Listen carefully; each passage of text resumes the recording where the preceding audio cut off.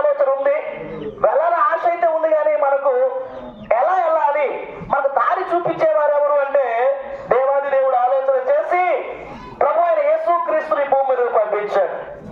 అందుకే పరమునకు పోవు జీవ మార్గము ఎవరు అంటే ప్రభు అయిన యేసుక్రీస్తు. యోహాను సువార్త 14:6 యేసు చెప్పాను, నేనే మార్గము.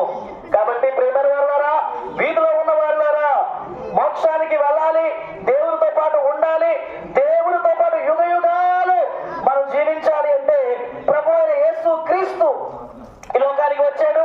యేసుక్రీస్తును వెంబడించగలిగితే, యేసుక్రీస్తు యొక్క అడుగుజాడలు నడవగలిగితే, యేసును వెంబడించగలిగితే ఆ మోక్షములోనికి, ఆ పరలోకములోనికి, దేవుడుండే రాజ్యములోనికి మనం వెళ్ళగలుగుతాం. ప్రియమైన వాళ్ళారా, మరి మనం అందరం కూడా మోక్షంలో ఉండాలి, మనం అందరం కూడా ఆ నిత్య జీవంలో ప్రవేశించాలి, మనం అందరం కూడా యుగ యుగాలు దేవునితో పాటు ఉండాలి. ఆ యొక్క ఆలోచన కలిగే పాపానికి వెల చెల్లించాలి. ఆ వెల ఏంటో తెలుసా?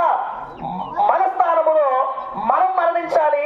మన స్థానములో ప్రభు అయిన యేసుక్రీస్తు మరణించాడు, తన విలువైన రక్తాన్ని చిందించాడు, ఆకాశానికి భూమికి మధ్యన వేలాడ తీయబడ్డాడు. నీ కొరకు నా కొరకు ఆయన తన విలువైన దేహాన్ని సమస్తాన్ని ధారపోస్తాడు. ఇప్పుడు చేయవలసిన పని ఏంటో తెలుసా?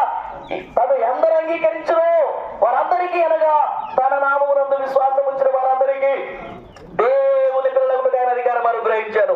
కాబట్టి ప్రియమైన వాళ్ళారా, వింటున్న వాళ్ళని గమనించండి, యేసుక్రీస్తును సొంత రక్షకుడిగా అంగీకరించండి, యేసు ప్రభు నామందు విశ్వాసం ఉంచండి, యేసు ప్రభు అని నోటితో ఒప్పుకొని హృదయం ముందు విశ్వసించి ఆ దేవాది దేవుడు తన ప్రియ కుమారుని యేసుక్రీస్తును నా పాపముల కొరకే మరణానికి అప్పగించాడు అని హృదయం ముందు విశ్వసిస్తే నీవు రక్షింపబడతావు, నిత్య జీవానికి వారసుడు అవుతావు, యుగ యుగాలు దేవుడితో పాటు ఉంటావు. అలాంటి గొప్ప భాగ్యము దేవాది దేవుడు ఈ వీధిలో